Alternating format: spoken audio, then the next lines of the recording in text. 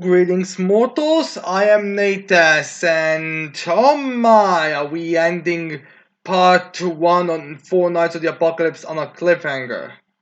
Like, honestly, I'm kind of surprised that we're ending part one at all. Like, I didn't even know we were gonna be doing this type of stuff since I don't believe there was any mentionings of it outside of, I guess you could say, Nakaba saying that don't get used to this cheery and happy Percival, which you could have taken it any multiple ways. But anyways, we're going the whole Naruto or JoJo whatever series this is gonna be closely resembling with Four Nights of the Apocalypse, where we are having parts. So yeah. Anyways, let's get into this proper chapter as we have chapter 128 titled "The Day You Went Away," which is technically the end of this chapter because this is one of those Let's reveal the full title at the end, which when you actually think about it, doesn't really make sense. Since if my memory serves me correctly, the manga usually do have the names of every chapter title at the beginning, and even if it does not have it at the beginning, you can just check it on the page, and you can so it kind of doesn't make sense in a manga format. But whatever, we are all weekly readers, so I guess it makes sense in that respect. But yeah, anyways, let's get into this chapter. So we surprisingly enough, well, logically enough, don't actually start with a cover page as we just continue the story from the last chapter. As we have Percival remembering what Jiggly said. It says, he remembers, you simply enter the mind of a human being named Percival. We are life spirits, all parts of a greater being. As Percival's like, Jiggly was telling the truth, which honestly I feel like he really should have had a more serious name. Like, just saying. I mean, this is supposed to be a really emotional, dense scene, but then we have a character who Percival only refers to as Jiggly as the guy who gives it to you. It's just kind of a weird thing.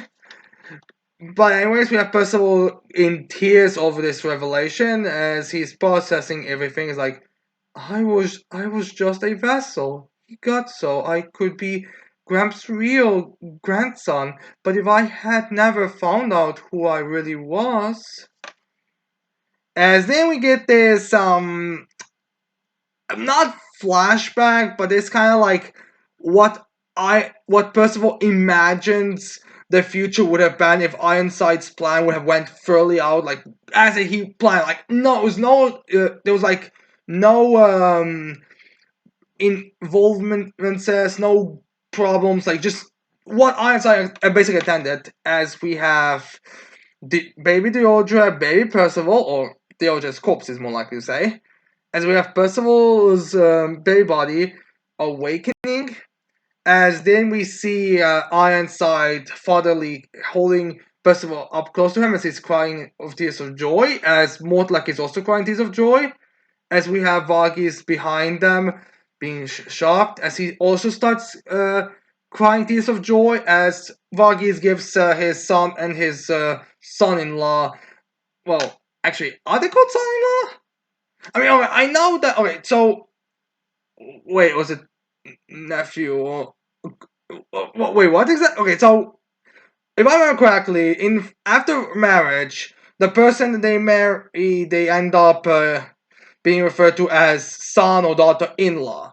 But what do those siblings get referred to, or do they just called? Or do they just don't just get called, or do they not have a specific title? It's just weird because I don't believe I have heard anyone refer to a sibling of someone as someone married into a family as something specific, or them being referred to as brothers or something, or sisters, or daughters and brothers-in-law, sisters-in-law. But Sparky's is very happy about this. As then we get a picture of like baby, Percival, Deoja, whatever you want to call it, growing up. As Einstein's really happy. Then we see Einstein kind of slowly growing his mustache as he's helping Percival, Deoja training. Then we see Percival playing on Varghese' hat. Then we see Ironside reading Percival a book, or maybe reading something as Percival is slowly waking up. Then we see him having like a happy family jumping in the sky type of thing. Then we see Percival putting on a cloak, as we see like Ironside, Varghese, and Percival getting ready to go on a mission.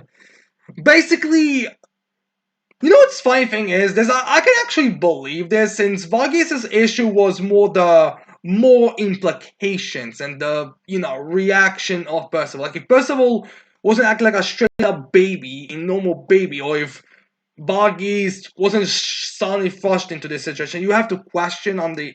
I mean, I imagine Varghese would always be against the idea, the plan. Like even if Ironside explained to him beforehand, like I don't feel like even if what Ironside said true is true, I don't think Varghese would be all in favor of it at all. But like if you went, but through Percival's mind, Ironside's plan, if it went as he wanted it, Varghese would have been happy, Ironside would have been happy. Like, there was no objection on saving Diodra. If there was a more moral way, like maybe finding a super powerful mage that knows all the healing magic in the world, or some kind of immortality bath or something, or whatever that could, save Diodra, or at the very least, not even make him immortal, just remove the the disease or the poison or whatever is hurting Deodra, that would have worked. That would have. I can totally see Varghese going for it. Like, I don't think Varghese would have an objection to it. I mean, he'll probably volunteer himself, be like, Ironside, you are Deodra's father.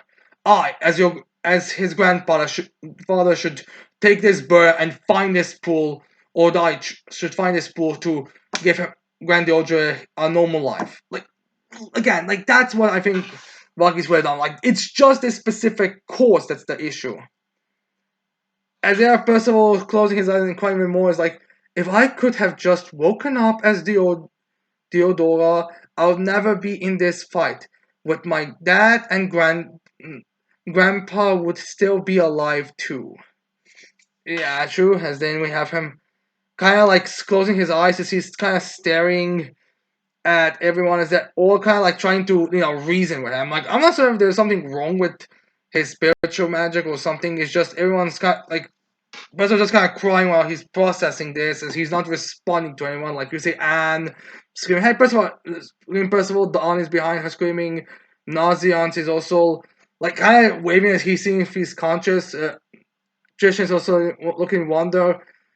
Iso looks a bit nervous. Gawain is also screaming or is maybe reacting to something because even Lancelot is kind of looking at it that way and Sharon's kind of just behind there. As then we have everyone just kind of trying to regain Percival. As then we have Anne being like, "Here, wipe those tears," as he's wiping Percival's tears. As Percival's like, I love all of you except Chian. I mean, although to be fair, Chian this time is also kind of like, oh, this is information that no one should really be processing. Like at least he's at some, or at least now he's got somewhat base basic morality. As then we get Percival's vision of all of them dead. As then we have Percival be like, but sooner or later I'll bring misfortune upon all of you, just like I did with Grandpa. As we see Nazian's being pierced having a few pierced wounds as he's laying on the floor, his head next to him, spilling blood, and I'm guessing having her neck slapped. Donnie, I'm guessing pierced or hit through his chest something. Gawain, I'm going to assume the same thing as Anne. Tristan getting pierced in his stomach. Isolde in his chest apparently. I have no idea what Chian. I'm surprised Chian's even including this. Even Lancelot's fucking dying in his vision, which makes me kind of wonder how exactly Lancelot is going to die. Although maybe some of these might be envisioned more like. Actually, not. No, I think the honestly, it seems to be a big damage from the back, so maybe some backstabbing or something. I don't know. This is just what he thinks gonna happen, since, first of all, from what it looks like right now, he is not gonna die. Like, amongst the four knights, between Lancelot and Percival, Percival seems like he's gonna survive more than Lancelot will survive. So, yeah, like, it does not matter how much stronger someone is, and Percival, if it's stronger than Lancelot, Lancelot's gonna die, and Percival will survive. As we have Percival like this very sad shot, like kind of making like little using little pebbles and rocks to like make gravestones for all of them. And Percival says, "Sooner or later, I'm bound to regret it all. I'll think if only I wasn't a Knight of the Apocalypse. I shouldn't have been born. I shouldn't be allowed to exist. Shouldn't be allowed to exist. As he's starting to think that it's not right for him to be, since again, like if like the prophets and knights are going to be hunted down by Office so much that they are going to be killed. That's the plan. And while they've been doing pretty well now, well, Jay died literally last arc, and in this arc, well, no one died. I mean, there were quite a few close calls. Like, if Gawain, like, honestly, it was literally, if Gawain, for example, wasn't there or wasn't able to save, or, if there's, like, someone occupying Gawain, or Gawain was doing something else, or if she was drawn out of magic, everyone would have perished, kind of deals. Like, that's the simple truth. Like, Livet was going to kill them all except for Gawain. Trishan would not have been able to beat that thing because he would not have risked his. Unless if he saw them all already being killed by the Chaos Knights, he would not have went into his demon mode, and he definitely would not make the combination that Gawain told him to make. And yeah, he would have died. Everyone else would have died. Gawain would have been captured and taken to Arthur, and God knows what if he would just give her a torture, extreme punishment, or he would just kill her. And that's not would have been alive. But at that point, just three Knights of the Apocalypse, and one is in prison in Camelot. So what can you do at this point? As then we have in this like weirdly inner mind world, someone telling Percival, well, it's Jelly him telling Percival, you may continue your quest for revenge against Ironside, the man who placed you in there. I think Jellyme is confusing on the reason why the revenge quest started for Ironside. As Percival turns around to him, as Jigglyme tells him, or you may return to where you should have been. It's your choice, my brother, as he extends his hand, as we see a bunch of other mini Percivals around him. As they're me telling Percival, but as you fear, if you continue your journey as Knight of the Prophecy, there's no doubt your friends will have to shoulder a painful fate. I'm assuming Jellyme isn't one of those like, oh, it's an evil spirit manipulating stuff from the back. I'm assuming it's like one of those like realistic kind of thought processes. Like you can survive everything, but they cannot survive everything, and they've already been, these last two interactions were already very deadly for them. And from what we've seen, it's not like they're even battling like the highest ranking. But yeah, Nanashi may be one of the strongest, but well, Nanashi versus the Four Evils is gonna be a bit of a debate now. So we'll have to wait and see on that front. Anyways, then we see Percival crying as he closes his eyes, as he just extends his hand and kind of grabs Jellyme's hand. As then we got back to the real world, as everyone's kind of trying to calm or explain or whatever. They're just doing generic talking things to Percival. As Percival just loses his balance and falls on his back, his eyes close, as Nazian screams, Percival! Well, not screams, just says, Percival! Mortlock then notices this, as he has this weirdly wicked and evil face now.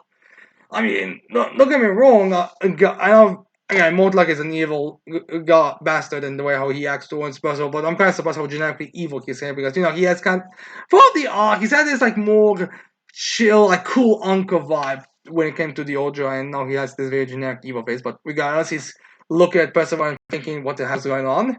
As they have Anne trying to wake Percival. He's like, why'd you fall down? You surprised me. I think he did that on purpose. As there are person others be like, it must be fatigue. It must be the fatigue. As Chion Nazian looks at it as like it reveals something. It's like he's not breathing. No pulse either. As he goes into to touch Percival's neck. As then Lancelot notices something with him, and yeah, even he's not reacting. As then we have Donnie kind of being again in denial, as he's supposed to be being like, whoa, no pulse, like he's down or something. As they have Lancelot be like, move! As Bugs gets scared, as Lancelot grabs Percy, like, Percy! As they have the rip-off Dark Six Knights of Black saying, well, Swartz namely, what happened to Sir Percival? As Lancelot realizes something that confirms that he's not even to him. As in, he's again, his denials, he's trying to rationalize, since again, Percival is kind of difficult to kill, as it's been established throughout the entire story so far. As Donnie says, don't scare me like that, Lancelot. There's no way Percival would die, is there? Those mini Percivals will float on in and fix him up like usual, yeah? As in, Lancelot doesn't respond to him, as he gets all sweaty and realize, and it's like the realization is starting to kick in for Donnie. As then Lancelot explains a more definitive way how someone can die in Four Nights of the Apocalypse War or Seven Nights into War, or whatever you want to call it, saying his magic force is completely gone. Percival's not with us. As he starts to kind of getting tear-eyed, then we have Anne and Nazians being shocked at one. Lancelot showing this emotion. That's not something Lancelot usually shows to anyone. I don't think we ever seen Lancelot showing this emotion, as well as the realization start to kick in. As if Anne be like, also kind of going to that denial as Donnie was, be like, quit the unfunny jokes, Percival is alive and well! As she pushes Lancelot away, and she's like, get out of my way! Percival, wake up! I mean, you're the one who won the battle, aren't you? You're not even hurt at all! It's crazy! Come on, open your eyes, come on!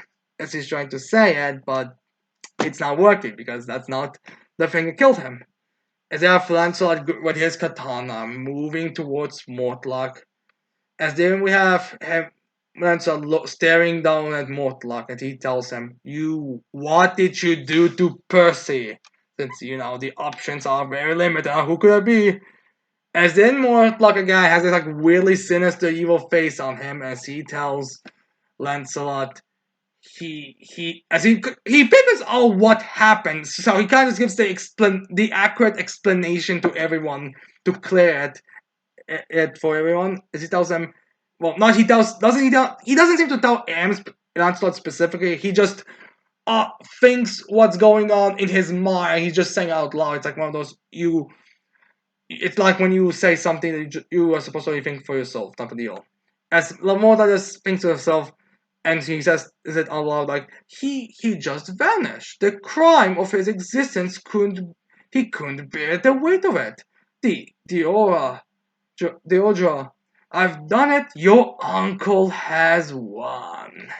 As he gets a bit of shocked or scared or this reaction in her eye, as he sees Lancelot in pure malicious and just slipping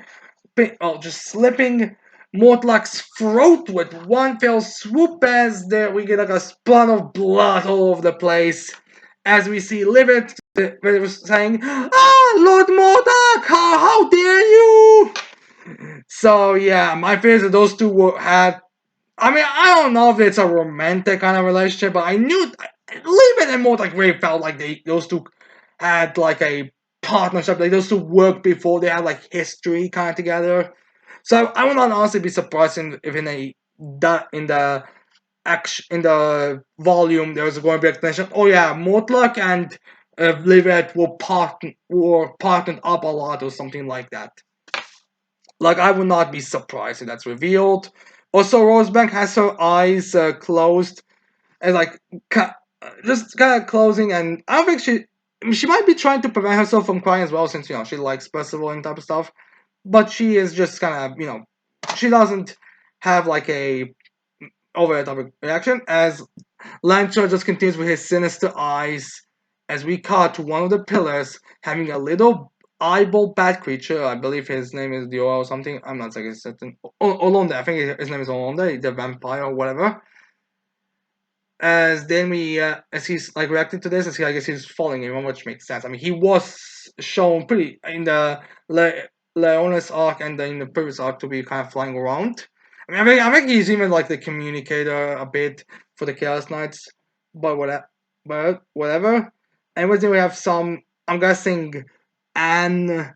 Yeah, I'm going to assume Anne saying, "Percival, why? Please come back for us." We see the demon just kind of not saying anything. We see I think it's Trishan comforting and as we see them all just kind of staring around everyone. Um, and yeah, that's the end for them for this chapter. As we cut to the to Camelot, as we cut to Arthur, as he has his sinister eyes, I'm guessing that's how he's seeing through all only right now. As Arthur gives a congratulatory clap, as he says, "Such a noble sacrifice, such a valorous deed. Truly a splendid way to meet your end, Mortlak." As they have Arthur remembered that Ironside's there, and he tells them, "Oh, but I should offer my condolences first, Ironside." As Ironside, I'm assuming that he has more emotions underneath his armor. Like one thing of these armors that the captors wears is that you can barely tell what their emotions are. So I'm assuming this is that Ironside is probably, if this was animated, is going to say in more like a upset but but like still, but I think extreme like more like a thank you, man. Not like an over the top. Oh no, more like my brother. I know why. He was besides the Audrey, he was my only family. Oh, how am I going to tell this to the Audrey? Like he's probably thinking about like he's not gonna be singing voice. He says it probably more like I'm more. I gotta swallow my emotions and be. Thank you, my lord. I am just as proud of my brother-in-law because he's happy. He did what it had to be, which now makes me kind of wonder if that whole spit vessel thing can still operate. Or actually, now I think about it, was the life? Okay, I remember the life spirit was explained that could grant the Oja immortality, but was the life spirit necessary for the Oja's body or something? Thing, or was it not? Um, I don't know really. I mean, I'm assuming it was some life spirit necessity type of deal because I also feel like Ironside again. If Ironside actually did commit the deeds, I feel like he would have done it again. Like I don't see him like, okay, I did it on a toddler, but I'm not gonna do it on a 1-year-old. Like I doubt it. Especially if his logic is just pick anyone that would not be noticeable if they were missing. Anyways, they have Arthur saying, "Oh, you look like you want to say something, Pelgot." As we see Pelgot there, as he just got in a more expressive way than Ironside expresses his grief, or because again he liked Percival. And while it's not explained how much Pelgot is on the know-how and how much he's aware and how he gets is involved in this, he just says, "Wait, could Pelgot be the one that Wait, could Pelgot be a part of the royal family?" Fair for another time. Because Pelgot is just like, no, not really. I mean, since any kind of complaint about that would probably be seen as treason, but he's kind of just like, I don't want Percival to die. I want everyone else would have been fine, but I didn't want Percival, so now I'm just gonna have to swallow it and be upset and grumpy about it. As then we have two knights walking to the throne room where Ironside Pelgot are, well, and Arthur are, as one of them says, "You called for us, King Arthur." As we have Arthur saying, "Ah, there you are." As then we have Arthur saying, "I called you, four evils, here for one reason and one reason alone. Now that one of the four knights has died and the prophecy has been crossed, it is time to begin the invasion of Britannia." As we see all the four evils there, as we see Ironside, Pelgot, as I was confirmed, I assume Pelgot, and two new knights. One, um, one wears a white cape, a very like a really rugged cape or something, and which covers most of his armor. Basically, you can just kind of see little cracks in it. But his helmet is like in this like real jail cell like this guy jail boss circle type of situation, as well as kind of like also like in a similar shape of a spade or a diamond. I think it was saying more like a diamond shape with a few extra like spikes and a little circle above. I wonder if he's gonna be adjusted like I have to now because again like gives me just the vibes. And there's also a few a couple of spikes, a couple of tail feathers in the upper side. And then we see another one who is the only one that wears like a black cloak, which makes me not think he's gonna be the leader. I mean, to be fair, I do know Pelgot wears a black cloak, and there actually might be some color problems there because Pelgot and Onset's almost are less detailed. But regardless, we see this guy wearing a black cape, as it's kind of like very mudgy, like very ruined, like very it's very destroyed. It looks like he just came from a intense battle. Like a battle that destroyed his cloak a bit, but he has a bit more like detail. Like he has a bit more mouth on his chest area, and then he has like a bit more of a horn. It's a bit more demonic appearance in general, probably. So yeah, as these I'm not certain if one of them is just Jericho in a different set of armor, or if Jericho is just not one of the 4 pearls, which I mean, I guess if Natasha isn't one of the 4 pearls, then I guess it makes sense, and Jericho might also not be on the 4 pearl side. Like 4 pearls are really bigger than the levels and everything around them, especially since what we are gonna be saying at the end here with all of them respond with "Yes, my lord," as then uh, and the whole attack Lionis thing now. We'll see on that front. And then we have the final narration for the chapter. The narrator saying, "No matter what happens from now on, none of us will ever forget the day that the person we love so much went away." As we see like a stone that's shaped very similar to Percival's helmet, it even has a bit of a scar. As we see like a bunch of flowers being put in front of it. I'm not certain if this is supposed to be like a symbolic. I'm not certain this is like supposed to be just a drawing that Nakaba did, or this is supposed to be what the characters after the characters like Lanza and all them like did after after we cut away from them, but we have that. I'm assuming this is what this is supposed to be, since it makes sense. It's one of those like it's kind of similar how we start chapters off. It's even done in like a similar pan. It's like even done in the same way as panels usually start off with. We have like a little panel of what's actually going on right now. As we get the title of the chapter, as we get part 1, and then yeah, that's one hell of a way to end part 1, killing off the main character. Now, I think we all can know the Percival is going to come back in some way, although consider the personality change, it's a bit of a question on what, or if it's even going to be the same Percival. I mean, there is the whole Behemoth situation, so, and the Behemoth didn't even seem to react or anything to the whole thing, so we'll have to wait and see if it's gonna be Percival, or if he is already buried. I question, is he gonna come out, rise from the grave or something? I don't know, we'll have to wait and see on that front. So yeah, as for what's gonna happen next, I feel like the next couple of chapters are gonna be chapters mostly going through the notions, like grieving, being in despair, reacting to the news. I would say I wager like 3 to 5 chapters at most. And then, I mean, depending on there's a time skip. There's some people also say there might be a time skip to it, which I could totally see.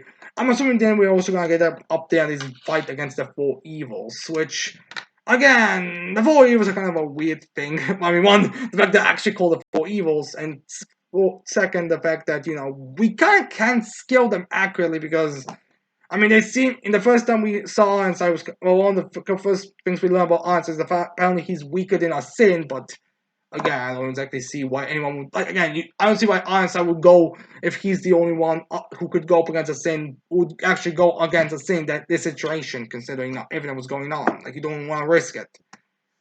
As well as the fact that there's more like there, and more like can't really help that much, but we have to wait and see that front. So we get hyped, we get set up the 4 evils. Let's see what they're gonna be doing, and yeah. Also, the invasion of Leon is happening. We have to see on how that fight is gonna go. Hopefully, this is gonna be a proper military type of situation. But yeah, anyways, I hope you like this reaction to this chapter. I hope you leave your thoughts on this chapter in the comments below, and I guess you can also leave your thoughts on the entire part 1. And yeah, anyways, I hope you like. Don't forget to leave a like, subscribe to the channel for more videos in the future, and with that said, I cannot wait to see all of you mortals next time. Goodbye.